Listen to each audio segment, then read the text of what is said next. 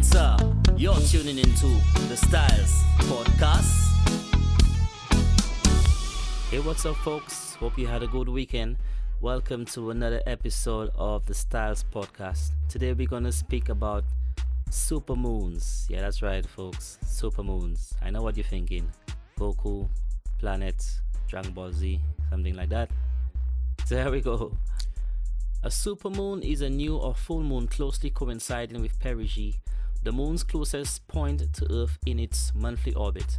According to the original definition of supermoon, coined by astrologer Richard Noel in 1979, a full moon or new moon has to come within 90% of its closest approach to Earth to be dubbed a supermoon.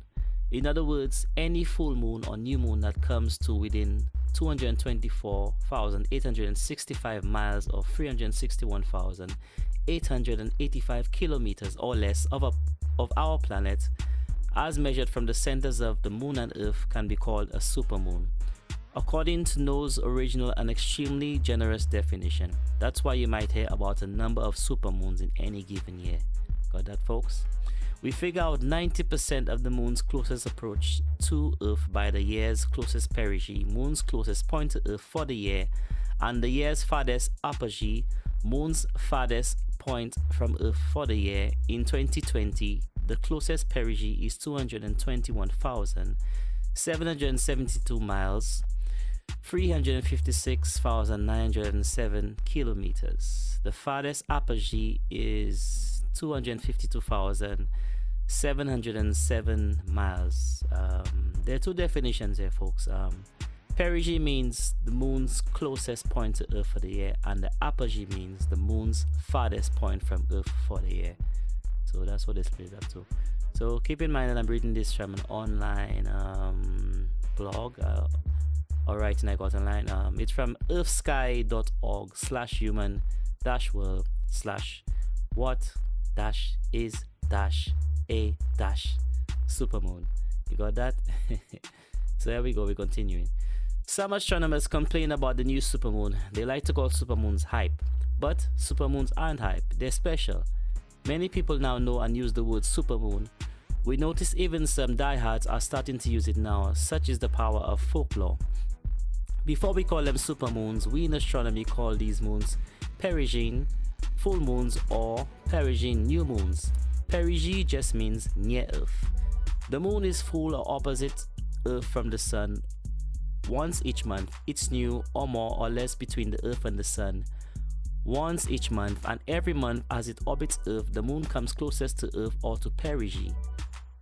The moon naturally swings farthest away each month to that point is called apogee, as I explained a bit earlier. No doubt about it, supermoon is a catchier term than perigee new moon or perigean full moon. That's probably why the term supermoon has entered the popular culture. For example, Supermoon is the title track of Sophie Hunger's 215 album. It's a nice song. Check it out. The hype aspect of supermoons probably stems from an erroneous impression people had when the word supermoon came into popular usage. Maybe a few decades ago, some people mistakenly believed a full supermoon would look much, much bigger to the eye. It doesn't. Full supermoons don't look bigger to the eye than ordinary full moons, although experienced observers say they can detect a difference. But supermoons do look brighter than ordinary full moons.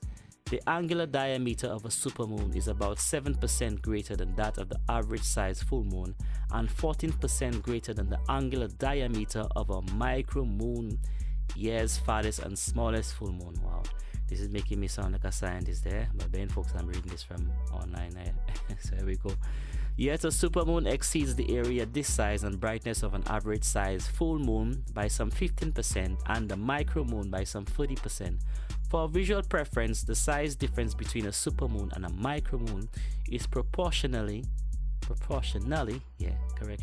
similar to that of a US quarter versus a US nickel. So go outside on the night of a full supermoon, and if you're a regular observer of nature, you will surely notice the supermoon is exceptionally bright. So you got that, folks. Here we have a little info about the supermoons and what happens when they actually when it's close to Earth and when it's far from Earth. And when it's close to Earth, how it may appear to the eye, and hence being called a supermoon. So that's it for today, folks, on the Styles Podcast. You do have a nice day. Stay blessed. Enter. You're tuning into the Styles